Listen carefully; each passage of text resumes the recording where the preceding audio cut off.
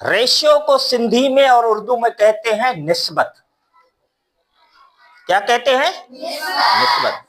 अच्छा, इसको और उसको कहते हैं तनासिब, प्रोपोर्शन को।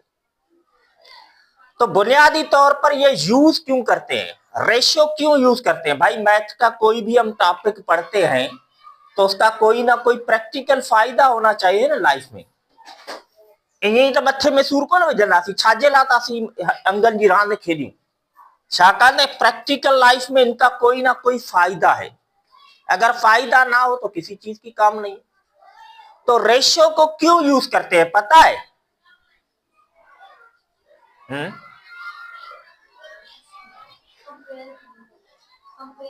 कंपेयर करने के लिए एक को दूसरे से। तो ये रेशियो की है सिंबल, माना मैं टुबका जेके हुंदा आहिनि, दो डॉट्स, ये निस्बत की सिंबल है।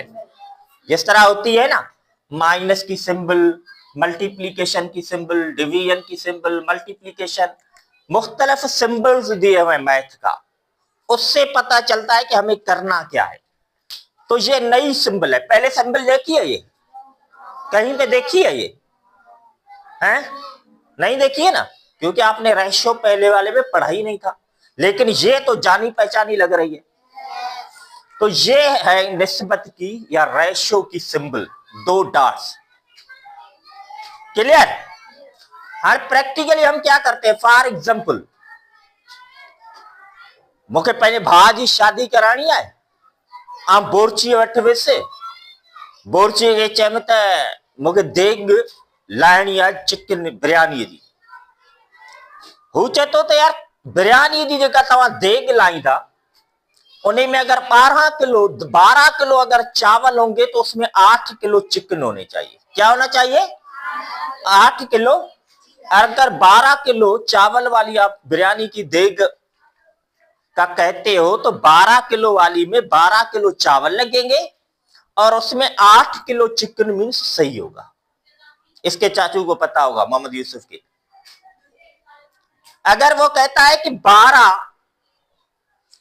किलो चावल और 8 किलो मुर्गी, तो 2 देगों का मैं उसको कहूंगा तो कितना मुझे चावल देना पड़ेगा? 24। और उसी रेशियो से मुझे चिकन देना पड़ेगा। चिकन कितना देना पड़ेगा? 16। तो हम लिखते हैं 8 किलो चिकन और 12 किलो चावल। चावल को क्या बोलते हैं? तो लिखते कैसे हैं? 8 निस्बत 12। 8 निस्बत 8 is to 12। 8 is to 12। Clear? ये देखे ऑर्डर यही रहेगा, जो पहले लिखा हुआ है वो पहले, जो बाद में लिखा हुआ है वो बाद में। ठीक है? तो ये हो गई हमारी निस्बत। अब इसी हवाले से हमें बढ़ना है कि भाई एक देग के लिए ये चाहिए, ये हमें चिकन चाहिए, ये चावल चाहिए। अगर हमें 2 देग के लिए चाहिए तो फिर क्या करना पड़ेगा? 2 से मल्टीप्लाई करेंगे। अगर 3 देग के लिए तो 3 से मल्टीप्लाई करेंगे। लेकिन इसको भी उसी नंबर से मल्टीप्लाई करना पड़ेगा, इसको भी उसी नंबर से मल्टीप्लाई करना पड़ेगा। अब निस्बत को लिखने के तरीके हैं। एक तो हम रेशियो को इस तरह लिखते हैं, दूसरा हम अगर फ्रैक्शन में लिखें तो इस तरह लिखेंगे। क्लियर? अगर फ्रैक्शन में लिखना है तो हम पहले वाला नंबर एज ए न्यूमरेटर और दूसरे वाला नंबर एज ए डिनोमिनेटर लिखेंगे। ठीक है? तो पहली एक्सरसाइज जो 3.1 की है उसमें सिर्फ यही है कि आपको रेशियो में दिया जाएगा, इस हिसाब से लिखा होगा, कहेगा कि वो फ्रैक्शन में लिखो, तो आप इस तरह आराम से लिख दोगे। ठीक है? अगर इसमें लिखा है तो आप इस तरह लिख लोगे। तो 3.1 में यही है। 3.1 में जो दूसरा चैलेंजिंग है वो कहता है कि सिंप्लीफाई करो, मीन्स सादा करो। सादे से मुराद है जो बड़े नंबर आ रहे हैं उसको छोटे में करो। ठीक है? अगर ये बड़े नंबर में आ रहे हैं तो इसको क्या करना है, छोटे में करना है। अगर रेशो में लिखा हुआ है, अगर रेशो में बड़े नंबर लिखे हुए हैं, अगर हमें इसको सिंप्लीफाई करना है, ठीक है, अगर इसको हमें सिंप्लीफाई करना है तो हम क्या करेंगे, क्या करेंगे, नहीं, क्या निकालेंगे, HCF निकालेंगे। पहले इस नंबर का HCF, दूसरा इस नंबर का HCF। तो HCF क्या होगा, HCF means highest common factor, means ऐसा बड़े में बड़ा नंबर जो इसको भी पूरा पूरा डिवाइड करे और इसको भी पूरा पूरा डिवाइड करे।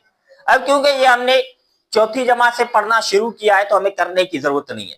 तो इसका HCF क्या होगा, 2 होगा, 4, क्योंकि 2 भी है, 2 इसका फैक्टर है, क्योंकि 2 भी इसका फैक्टर है, क्योंकि 2 भी इसको भी पूरा पूरा डिवाइड करेगा, इसको भी, लेकिन वो बड़े में बड़ा नंबर नहीं है। वो कौन सा है, 4 है। वो क्या है, 4 है। तो इसीलिए दोनों को हम डिवाइड करेंगे 4 से। सो इस तरफ वाले को भी हम 4 से डिवाइड करेंगे और इस तरफ वाले को भी हम क्या करेंगे, 4 से डिवाइड। तो इसका जवाब क्या आएगा, 2, और इसका जवाब क्या आएगा, क्लियर। तो इस सिंप्लीफाई करने का तरीका ये है।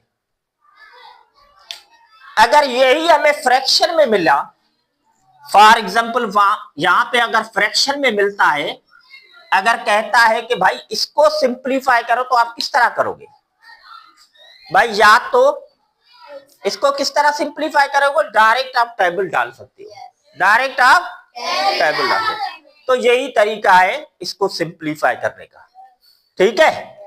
अब हम क्या करेंगे, एक एक एग्जाम्पल देखेंगे।